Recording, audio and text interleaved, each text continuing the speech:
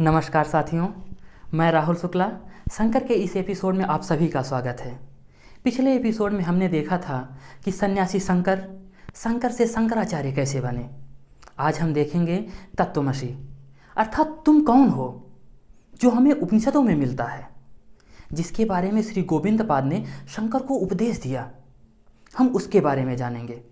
कहा जाता है कि संसार में जितने भी दर्शन हैं उसमें सबसे श्रेष्ठ और उत्कर्ष दर्शन वेदांत को माना जाता है। वेदांत में व्यक्ति को यह बोध कराया गया है कि तुम सिर्फ शरीर तक ही सीमित नहीं हो, अभी तो तुम्हारे अंदर देवत्व भी विराजमान है। उसको पहचानने की कोशिश करो। तत्वमसि छांदोग्य उपनिषद में मिलता है, जिसका अर्थ है कि वह भी तुम ही हो, अर्थात तुम ब्रह्म हो, जिसमें उद्दालक आरूढ़ी अपने पुत्र श्वेतकेतु को उपदेश देते हुए कह रहे हैं कि तुम अपने आप को इस भौतिक शरीर तक ही सीमित मत रखो, परंतु तुम यह समझो कि तुम अनंत हो, तुम ब्रह्म हो। तो अब चलते हैं उस कहानी की तरफ जो हमें उपनिषदों में मिलती है।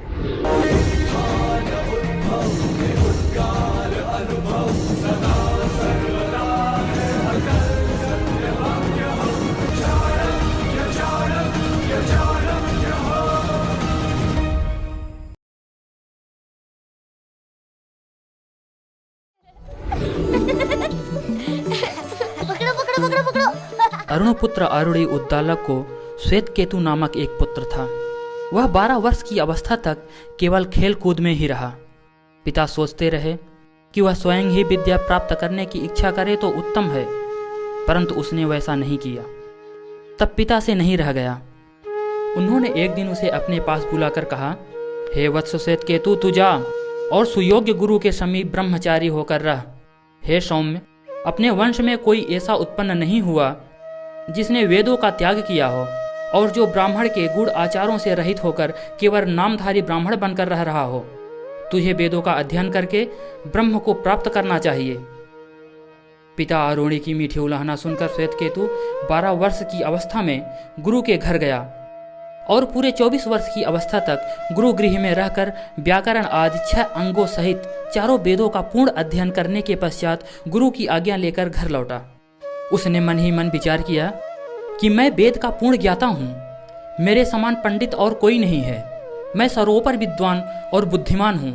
इस प्रकार के विचारों से उसके मन में गर्व उत्पन्न हो गया और विनय रहित होकर बिना प्रणाम किए पिता के सामने आकर बैठ गया। आरूढ़ी ऋषि उसके आचरण को देखकर इस बात को जान गए कि उसको वेद के अध्ययन से बड़ा गर्व हो गया है। तो भी आरूढ़ी ऋषि ने अपने इस अभिनयी पुत्र पर क्रोध नहीं किया और कहा, हे श्वेतकेतु, तू ऐसा क्या पढ़कर आया है जिससे अपने आप को सबसे बड़ा पंडित समझने लगा है और इतने अभिमान में भर गया है? विद्या का स्वरूप तो विनय से खिलता है। अभिमानी पुरुष के हृदय से सारे गुण तो दूर चले जाते हैं और समस्त दोष अपने आप उसमें आ जाते हैं। तूने अपने गुरु से यह सीखा हो तो बता। क्या तुम उसे जानते हो जिसे जानने से जो सुना न गया वो सुनाई देने लगता है, जिसके बारे में विचार न किया गया वो विचार बन सामने आ जाता है, जो अज्ञात है वो ज्ञात हो जाता है। मेरे महान आचार्यों ने जिन्होंने मुझे शिक्षा दी है वे निश्चित रूप से यह नहीं जानते थे। यदि वे जानते तो मुझे इसकी शिक्षा अवश्य देते। आप स्वयं ही मुझे इस बारे में बताएं। श्वेतकेतु, जब तुम मिट्टी को जान लेते हो तब तुम मिट्टी से बने सभी बर्तनों को जान लेते हो। जब तुम स्वर्ण को जान लेते हो तब तुम स्वर्ण से बने सभी स्वर्ण आभूषणों को जान लेते हो। क्या है वो मूलभूत वस्तु जिसके जानने से तुम सब जान सकते हो? मैं नहीं जानता तात। वह सर्वोच्च सत्य सत्य है या अस्तित्व है। इसी अस्तित्व से नाम रूप के सारे संसार ने जन्म लिया है। जैसे स्वर्ण ही स्वर्ण आभूषण, मिट्टी ही मिट्टी का घड़ा है। और जैसे नख काटने की नहरनी आदि में लोहे का ज्ञान होने से लोहे से बने खड़ग, परश आदि का ज्ञान हो जाता है और यह पता लग जाता है कि वास्तव में यह सब सत्य नहीं है, यह लोहा ही सत्य है। बस इसी तरह वह ज्ञान होता है। वैसे ही सत्य या अस्तित्व ही सब कुछ है। इसलिए तुम सत्य हो। तत् त्वम असि श्वेत केतु। पिता अरुणे की यह वचन सुनकर श्वेत केतु ने कहा, पिताजी, निश्चय ही मेरे विद्वान गुरु इस वस्तु को नहीं जानते, क्योंकि यदि वह जानते होते तो मुझे बतलाए बिना नहीं रहते। अतः हे भगवान, अब आप ही मुझे उस वस्तु का उपदेश दीजिए जिस एक के जानने से सब वस्तुएं जानी जाती हैं। अरुणे ने कहा, अच्छा ठीक है, सावधान होकर सुन। हे पुत्र, यह नाम और शरीर तथा आंखों से देखने वाला यह भौतिक संसार, हमारी आंखों से जो कुछ भी दिखता है वह उत्पन्न होने से पहले केवल एक अद्वितीय सत्य ही था। उस सत्य ब्रह्म ने संकल्प किया कि मैं एक से बहुत हो जाऊं। ऐसा संकल्प करके उसने पहले तेज उत्पन्न किया, फिर उससे जल और अन्न उत्पन्न किया। इन्हीं तीन तत्वों से सब पदार्थ उत्पन्न हुए। जगत में जितनी भी वस्तुएं हैं सब तेज, जल और अन्न तीनों के मिश्रण से ही बनती हैं। जहाँ प्रकाश या गर्मी है वहाँ तेज तत्व की प्रधानता है, जहाँ द्रव या प्रवाही भाव हैं वहाँ जल की प्रधानता है, और जहाँ कठोरता है वहाँ अन्न या पृथ्वी की प्रधानता है। अग्नि में जो लाल, श्वेत और कृष्ण वर्ण है उसमें ललाई तेज की, सफेदी जल की और श्यामता पृथ्वी की है। यही बात सूर्य, चंद्रमा और बिजली में है। यदि अग्नि, सूर्य, चंद्रमा और बिजली से तेज, जल और पृथ्वी को निकाल लिया जाए तो अग्नि में अग्निपन, सूर्य में तेज, चंद्रमा में शीतलता और विद्युत में विद्युतपन कभी नहीं रह पाएगा। इसी प्रकार सभी वस्तुओं में समझना चाहिए। खाए हुए अन्न के तीन रूप हो जाते हैं। स्थूल भाग विष्ठा बन जाता है, मध्यम भाग मांस बनता है और सूक्ष्म भाग मन रूप हो जाता है। इसी प्रकार जल के स्थूल भाग से मूत्र बनता है, मध्यम भाग रक्त बनता है और सूक्ष्म भाग प्राण बनता है। इसी प्रकार तेल, घी आदि तेजस पदार्थों के स्थूल भाग से हड्डी बनती है, मध्यम भाग से मज्जा रूप हो जाता है और सूक्ष्म भाग वाणी रूप हो जाता है। अर्थात मन अन्न से बनता है, प्राण जल से बनता है और वाणी तेज से बनती है। इस प्रकार श्वेत केतु ने कहा, हे पिताजी, मुझको यह विषय और साफ करके समझाइए। उद्दालक आरूढ़ी बोले, हे सौम्य, क्या तुम शहद इकट्ठा कर रही मधुमक्खियों को देख पा रहे हो? हाँ तात। भिन्न भिन्न फूलों का रस जब एक हो जाता है तो शहद बन जाता है। पर क्या शहद बनने के बाद कोई रस ये कह सकता है कि मैं इस फूल का रस हूं या मैं इस फूल का रस हूं? नहीं तात।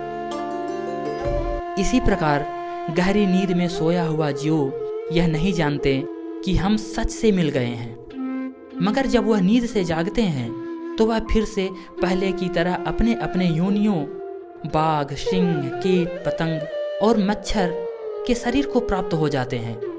यह जो सूक्ष्म तत्व है यही आत्मा है, यह सत है। और हे श्वेत केतु, वह सत तू ही है, तत्वमसि। श्वेत केतु ने कहा, भगवान मुझको फिर से समझाइए।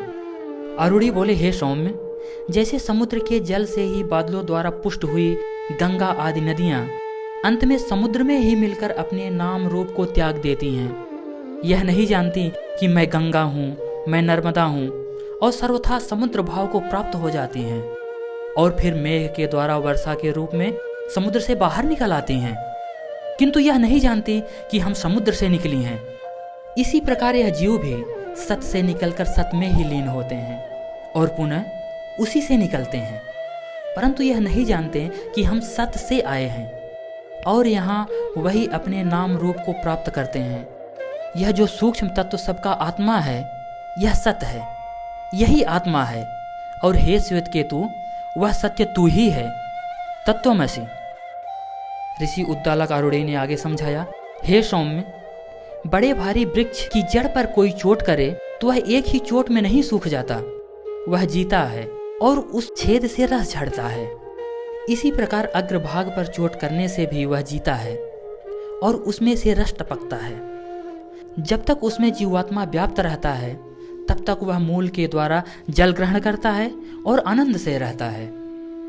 जब इस वृक्ष की शाखाओं में से एक शाखा से जीव निकल जाता है तो वह सूख जाती है, दूसरे से निकलने पर दूसरी और तीसरे से निकलने पर तीसरी सूख जाती है। और जब सारे वृक्ष को जीव त्याग देता है तब वह सब का सब सूख जाता है। इसी प्रकार यह शरीर भी जब जीव से रहित होता है तभी मृत्यु को प्राप्त होता है। जीव कभी भी मृत्यु को प्राप्त नहीं होता। यह जीव सूक्ष्म तत्व ही आत्मा है, यह सत्य है और यही आत्मा है। और हे श्वेत केतु, वह सत्य तू ही है, तत्वमसि। श्वेत केतु ने कहा, भगवान मुझे और समझाइए। पिता आरूढ़ ने कहा, अच्छा। जाओ, तुम किसी बरगद के पेड़ का एक फल लेकर आओ। जो आज्ञा तात। तात, यह रहा फल। आओ बैठो।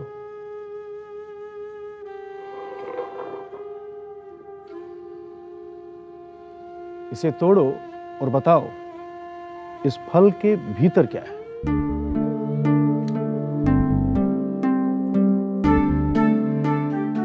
इसके भीतर सैकड़ों छोटे छोटे बीज हैं। एक बीज को तोड़कर देखो क्या है इसके भीतर।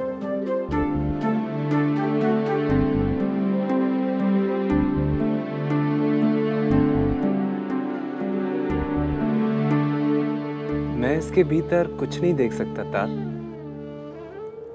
इस सूक्ष्म तत्व जिसे तुम देख नहीं सकते, इस तत्व की सूक्ष्मता से ही इस विविधता, शाखाओं, फूलों और फलों के साथ समूचे बरगद का जन्म हुआ। वैसे ही अनुभूति से परे अविभक्त अस्तित्व से ही इस सारी सृष्टि का जन्म। वैसे ही वह चेतना जो दिखाई नहीं देती, हर प्राणी में विद्यमान है, वही चेतना तुम हो, तत् त्वम असि।